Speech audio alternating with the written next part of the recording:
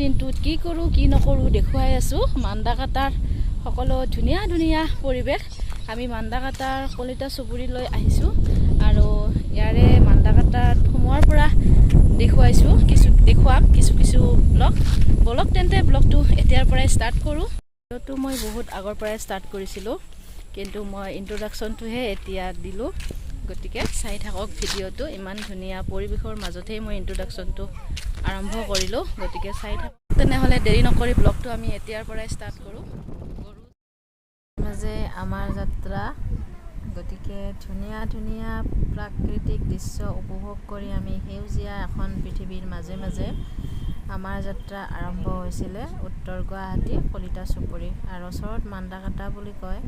মান্দাকাটা খুব ভাল লাগে। আমাৰ মানে কিবা ৰজাৰ কিবা হেৰি আছিলে, মই বহুত ভালকৈ নাজানো, তথাপিও মানে জানিবলৈ চেষ্টা কৰিম আনৰ পৰাও। এইটো ব্লগ লগত নহয়, অন্য এটা ব্লগত তাৰে ধুনীয়া ধুনীয়া দৃশ্য চাওকচোন। প্ৰাকৃতিক দৃশ্য, অকণমান পাহাৰৰ ওপৰে এইবিলাক ফৰেষ্টৰ ঘৰ, এইবিলাক চাওক কিমান ধুনীয়া পৰিৱেশ। এয়া খাল, একদম পুৰা জুৰিৰ নিচিনা বৈ আছে, ধুনীয়া ঠাণ্ডা পানী। ভাল নহয় আচলতে, পুখুৰী অকণমান দীঘলীয়া হয়। চাবলৈ সঁচাই বহুত ভাল লাগে আৰু ৰাস্তাটো খুব ভাল লাগে। শ্বিলঙৰ ৰাস্তা বুলি ক'লেও ভুল নহয়। অকণমান মই দেখুৱাই যাম। আমি আহি পালোঁ প্ৰস্তুতি পৰাশৰৰ আখৰা গৃহ। এই আচাম বাহিৰৰ পৰাই অকণমান দেখুৱাই দিছোঁ।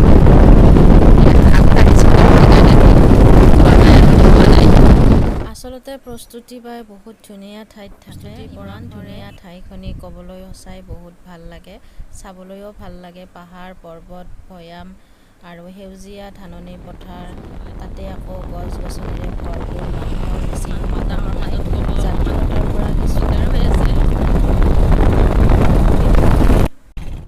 এয়া আমি আহি পালোঁ কুমনগৰ, মানে ওচৰতে তাৰে মান্দাকাটাৰ বহুত ভাল লগা ঠাই। মান্দাকাটা একদম গাঁৱলীয়া পৰিৱেশ, বহুত ভাল লাগে পৰিৱেশটো। শাল আছে, ঢেঁকী শাল আছে, তাঁতশাল আছে আৰু এটা ধুনীয়া ধুনীয়া পৰিৱেশ। চাই থাকক, আপোনালোকক কিছু দেখাই আছোঁ। চাহ পানী খালোঁ, খাই অকণমান চোতালতে বহিছোঁ, ৰেষ্ট লৈছোঁ। আৰু এইপিনে বাৰ্বিৰ ধেমালি চাওকচোন, কিমান ধেমালি লাগিছে, ফূৰ্তি লাগিছে। তাই আগতে আহিছিলে বৰমাহঁতৰ লগত। এটি পৰিৱেশ পাই তাই কি কৰিব কি নকৰিব তাই নিজেও গম পোৱা নাই। আচলতে তাই আনন্দত ইমানেই মতলীয়া হৈ গৈছে, হাঁহি ফূৰ্তিত ফুলবোৰ ছিঙি এনেকৈ তাই সময়বোৰ কৰি পাৰ কৰিছে ময়ূৰীৰ লগত। আৰু আমাৰ ভাতৰ থালি ৰেডি হ'ল, মামীয়ে ভাত খাব দিলে। ইমান ধুনীয়া তৰকাৰী আছে চাওকচোন। মানে ময়ূৰীহঁতৰ গাঁওখন চাব যাওঁ। ইপিনে আগৰ ফালে আমাক ময়ূৰী দেখাব, হয়নে ময়ূৰী? দেখাবানে নাই গাঁওখন তোমালোকৰ? আগৰ ফালে কি আছে আৰু? আমি মান্দাকাটাৰ অকণমান আগত আছোঁ, কলিতা চুবুৰী বুলি কয়। আমি ইহঁতৰ গাঁওখন এতিয়া চাব গৈ আছোঁ আৰু কেমেৰাৰে দেখাই আছোঁ আগত কোন কোন গৈ আছে। কি ধুনীয়া এটা পৰিৱেশ। কি কৈছা হা? কি কৈছে? এয়া চাওক কিমান ধুনীয়া পৰিৱেশ, এটা প্ৰাকৃতিক দৃশ্য ক'ব গ'লে। এয়া গৰুৱে ক'ত ঘাঁহ খাই আছে, কিমান ঘাঁহনিত নামি কিনে ঘাঁহ খাই আছে চাওকচোন, ধৰিব পাৰিছেনে? আৰু চাওক এয়া পুখুৰীৰ মাজে মাজে গছ আছে, আহঁত গছ। আৰু চাব লগা গৰুবোৰ দেখাই আছোঁ পথাৰত। এয়া চাওক একেলগে কিমান গৰু আছে। আকৌ বতৰটো ডাৱৰীয়া হৈ আহিলে, বৰষুণ দিব যেন লাগিলে। বহুত ভাল লগা আচলতে ক'ব গ'লে পৰিৱেশ। আহি ইয়ালৈ যাব মন নাযায়, উভতি যাব মন যোৱা নাই। এয়া বাৰ্বিক চাওক কিমান মুকলিকৈ খোজকাঢ়ি আছে।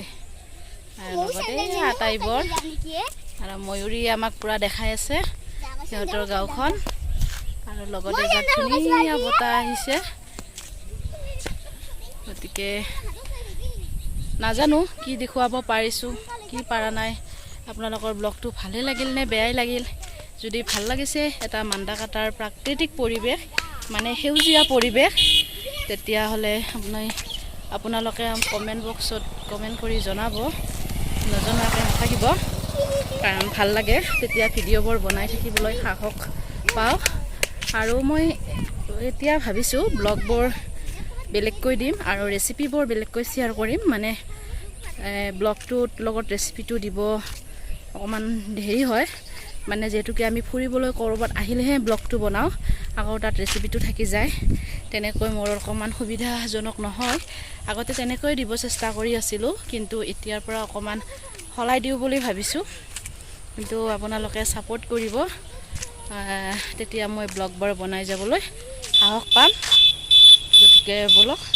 আমি আগলৈ আৰু আগবাঢ়ো এতিয়া চৰাই চাওক ইমান ধুনীয়াকৈ উৰি আছে মা গাড়ী আহিব দেই আৰু এইটো গাছ দেখিছেনে এইটো গাছ আপোনালোকৰ ফালে কি বুলি কয় নাজানো তো আমাৰ ফালে পচতীয়া বুলি কয় এইটো খালে চৰ্দি গাৰ বিষ এনেকুৱাত খালে মানে ভাল লাগে জ্বৰ চৰ্দি হ'লে খুব সোনকালে ভাল হোৱা বুলি কয় মাছেৰে খাৰ বনাইও খাব পাৰি পচতীয়াৰ পাত বুলি কয় সেইটো আৰু ইমান ধুনীয়া এজাক বতাহ আহিছে নহয় মন পৰহি গ'ল যিমান গৰম হৈ আছিলে মই চাওক চুলি চাওক কেনেকৈ মোৰ লৰি আছে ৱাও